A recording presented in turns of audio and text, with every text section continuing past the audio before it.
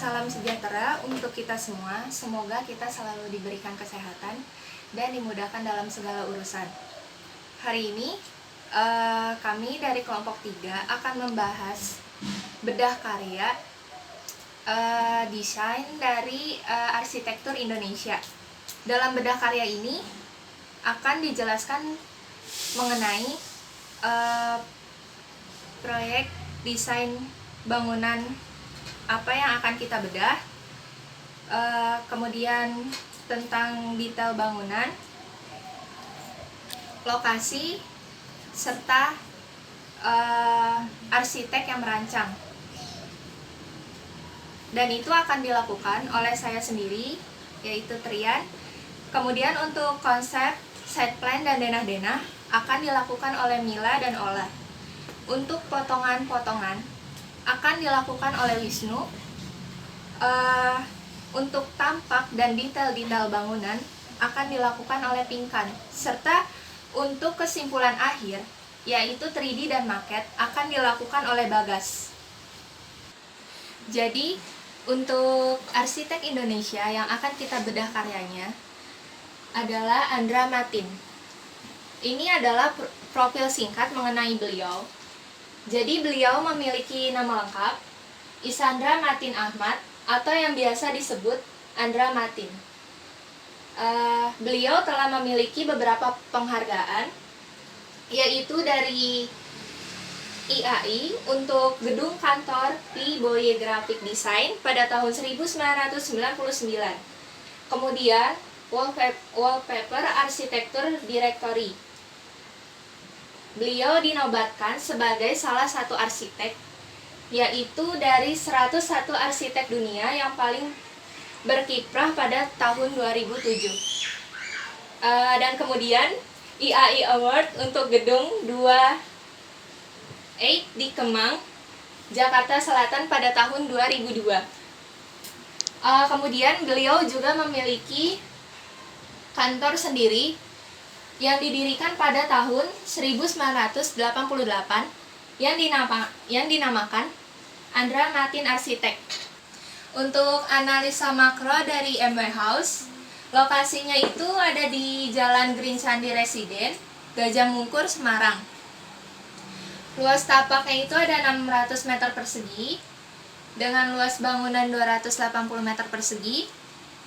KDB-nya 60%, GSB-nya 3,9 meter. Tinggi bangunannya itu 10.800 meter.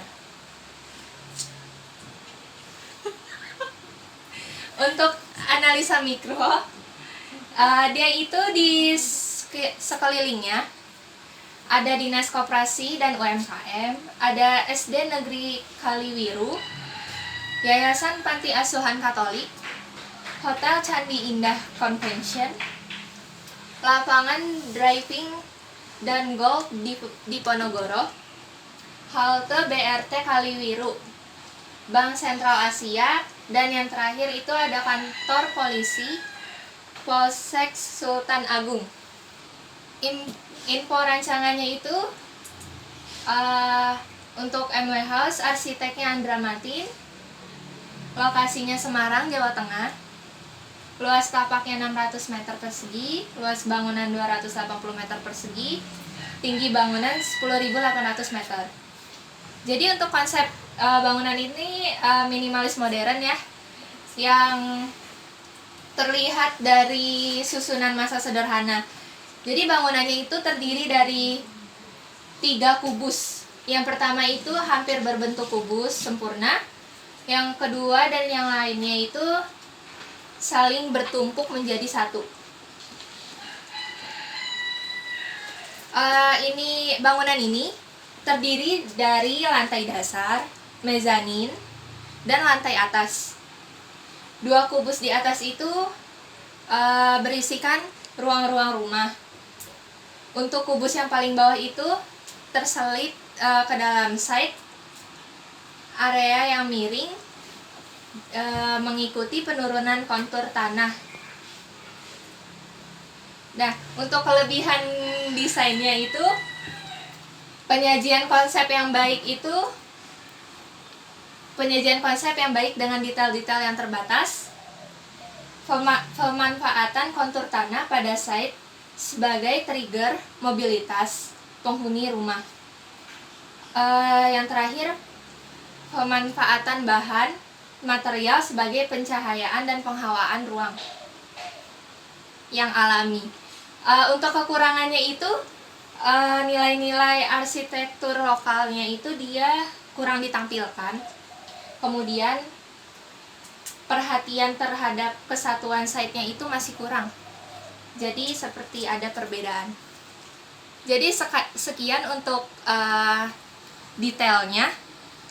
Dan kemudian akan berlanjut kepada konsep site plan dan denah yang akan dilakukan oleh Mila dan Ola. Saya, Selvita Febriana, akan menjelaskan sedikit bagian saya. Di sebelah sini adalah site plan di mana letak bangunan yang kami bedah. Menurut site plan tersebut, bangunannya sendiri masih terletak di lahan yang cukup kosong, di mana sebelah kanan, kiri maupun depan bangunan masih berbentuk sebagai kebun yang dipenuhi pohon. Nama saya Fitratil Kamila. Di sini saya akan menjelaskan sedikit mengenai konsep dari bangunan dan juga lahan di MW House. Pada awalnya hanya ada sebidang tanah yang dimana permukaannya itu dia tidak rata, dia mengalami gelembungan atau menggelembung di bagian tengahnya. Terus melalui proses pemikirannya sedemikian rupa, kami menganalisis kalau Pak Andra Matin ini memilih untuk melakukan teknik cutting terhadap tanah tersebut seperti ini. Kemudian cuttingnya itu membentuk ruangan, membentuk bentuk untuk lantai satunya kelak. Setelah itu ditimpali dengan lantai 2 yang juga awalnya berbentuk balok seperti ini, kemudian mengalami pengurangan di sebelah ujung sini dan pengurangan sebelah ujung sini. Kemudian selanjutnya ditimpali lagi untuk bangunan di lantai 3 atau mezanin. Kemudian ditimpali lagi bangunan untuk di lantai 3 yang asli, bukan mezanin. Dan pada akhirnya dapatlah konsep seperti ini, yang mana lantai 1 memiliki sejenis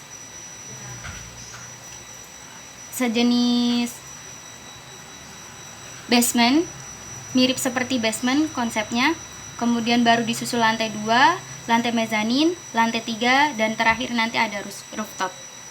Selanjutnya untuk lantai 1, seperti yang sudah dijelaskan pada awal mula, lantai 1 terletak di basement, di mana di sebelah sini ada garasi, sebelumnya adalah carport.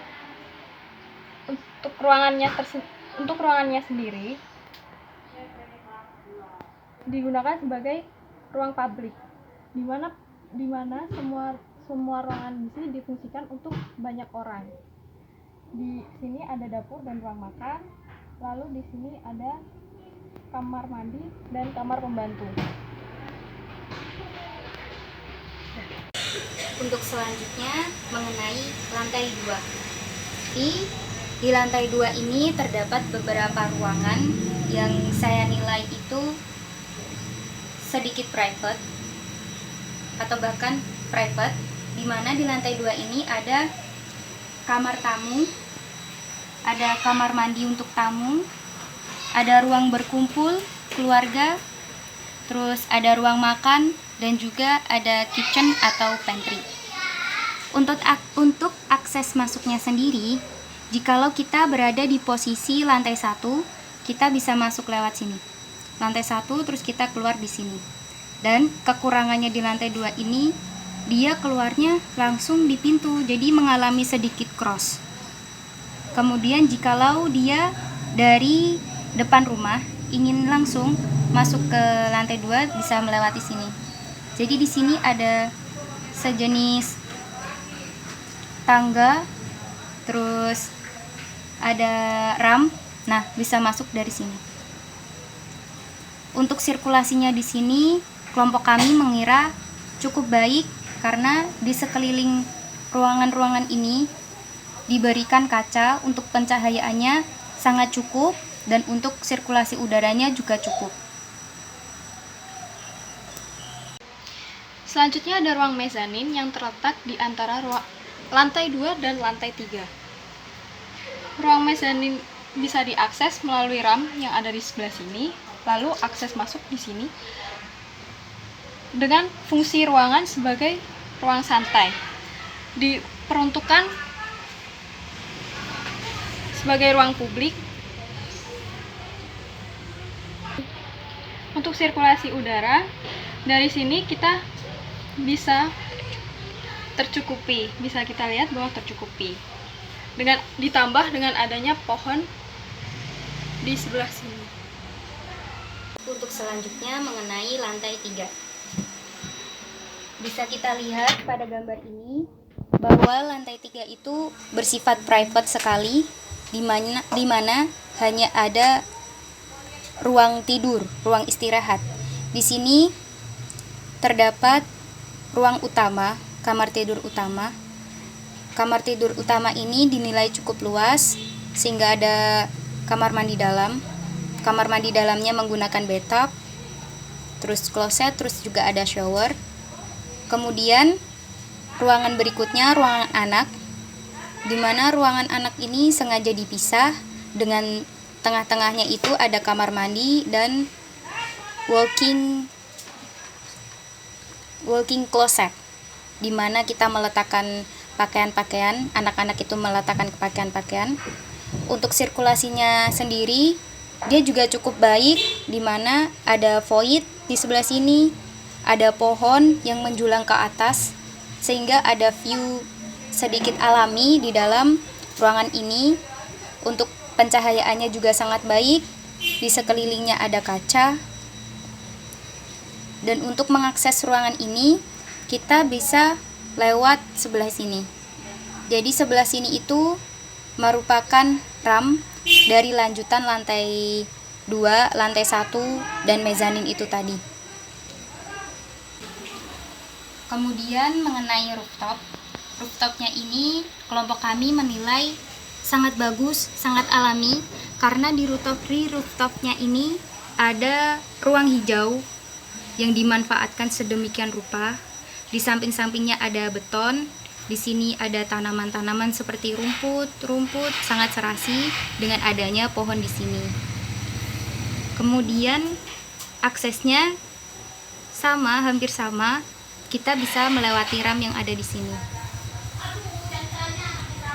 Demikian penjelasan dari saya. Selanjutnya akan dijelaskan oleh teman saya.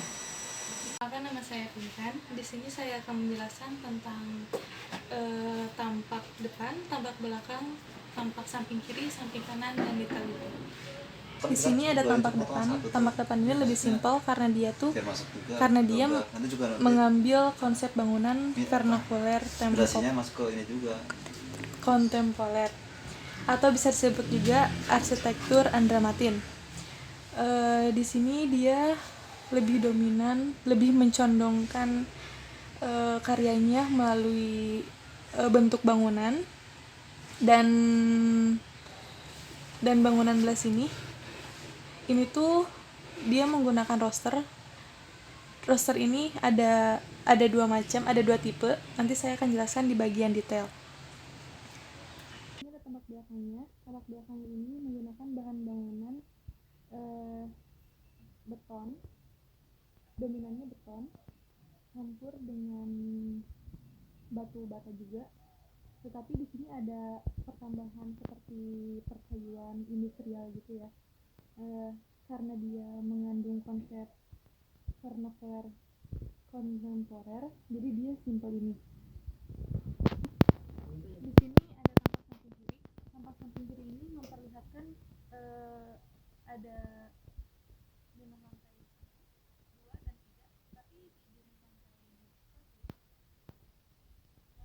lantai 1 juga ada mezaninnya, dan mezaninnya bisa dilihat dia menggunakan kaca.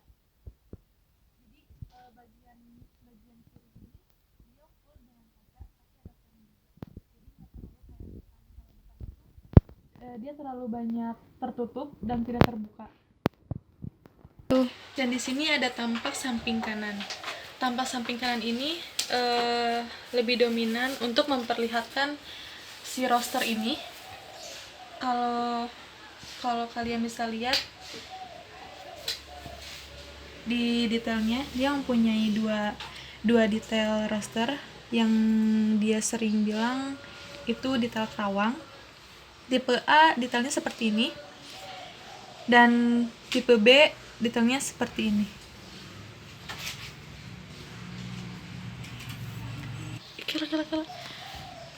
Di sini dia ada tangga. Tangga ini finishingnya pakai parket. Bisa dilihat dari sini detail ini.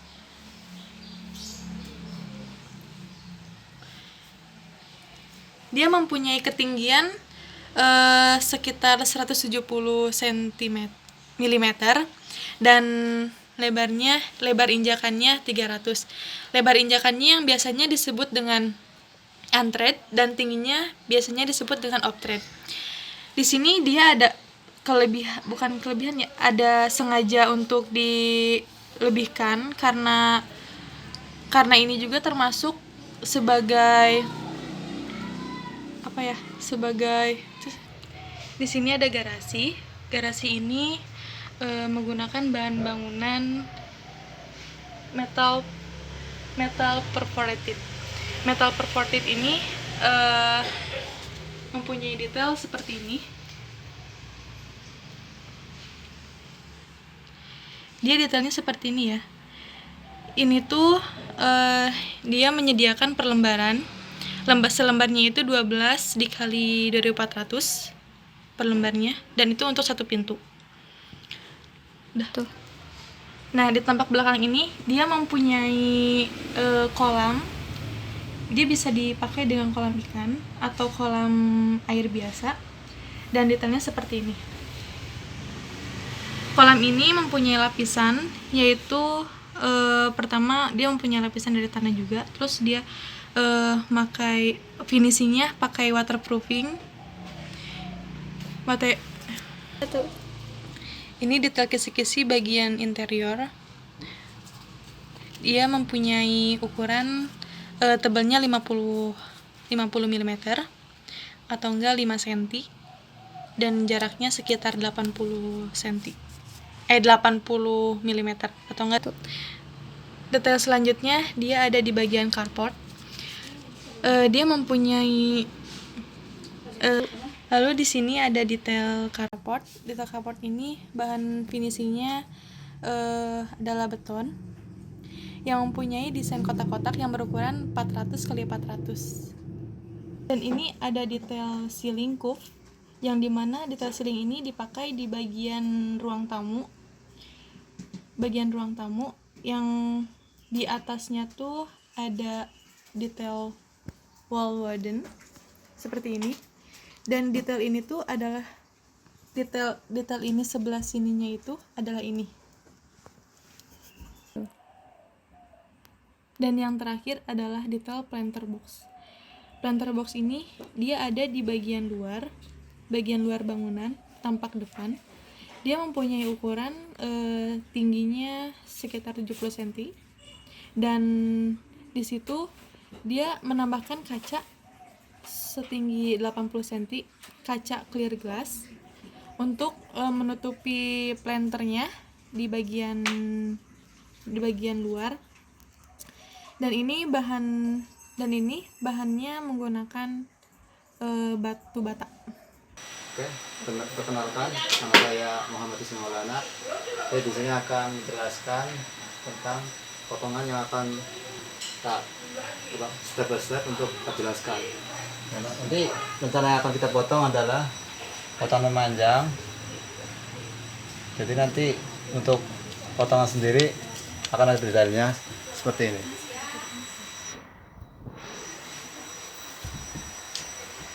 Jadi untuk lantai 1 itu kan ada yang untuk bagian belakang agak turun. Jadi nanti untuk lantai 1 itu nyambung dengan lantai basement. Untuk elevasinya itu sendiri, untuk lantai basement di elevasi minus 1,50. Untuk lantai dasarnya atau lantai 1 itu di elevasi 1,50. Untuk lantai 2 elevasi 3,50. Untuk lantai mezanin di elevasi 5,50. Untuk elevasi lantai 3 di elevasi 7,70. Dan untuk elevasi atap di 10,80. Untuk saya akan sedikit menyinggung tentang strukturnya. Untuk yang di turunan lantai 1 itu sendiri, nanti di sini akan ada turun. Itu nanti kita detailkan jadi seperti ini. Nanti untuk fondasi atasnya menggunakan packing beam, yang nanti di bawahnya itu menggunakan spoon pile. Untuk dimensinya 250 x 250. Untuk mutu betonnya itu sendiri menggunakan K350.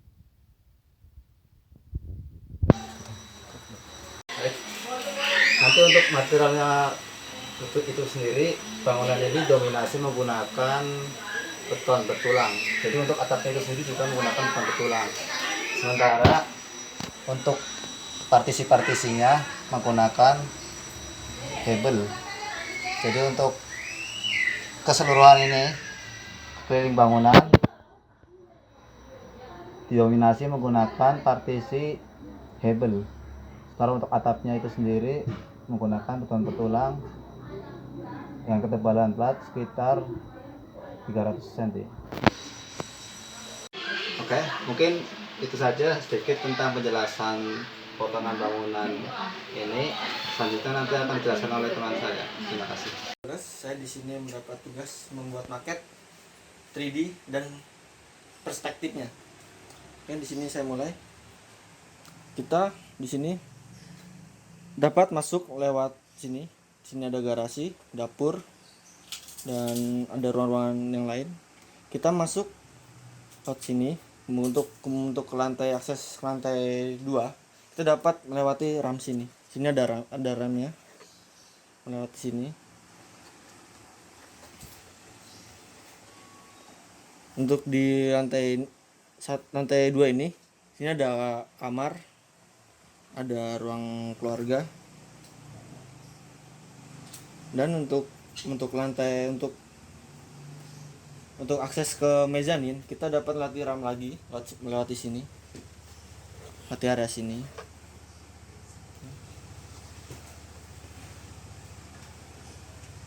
Lanjut dari mezanin ini kita bisa menuju lantai 3. Kita ke lantai 3 bisa melatih ram sini juga. Di lantai 3 ini lebih private daripada ruangan-ruangan yang di bawah atau lantai yang di bawah. Di sini ada ruang tidur utama. Terus ada ruang tidur juga di belakang sini. Sekian untuk maketnya, kita lanjut ke 3D.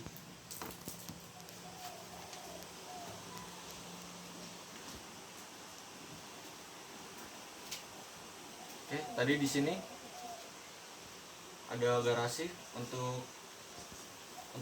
parkir mobil, dan menuju akses atas kita lewati ram lewat sini. Ada ramnya. Terus di sini ada kamar, sini ada ruang keluarga.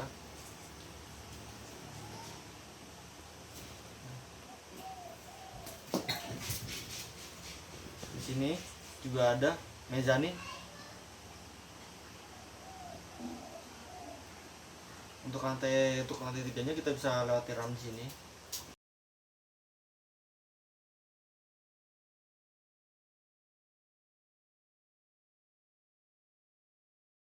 Ini ada ramnya untuk akses per lantainya.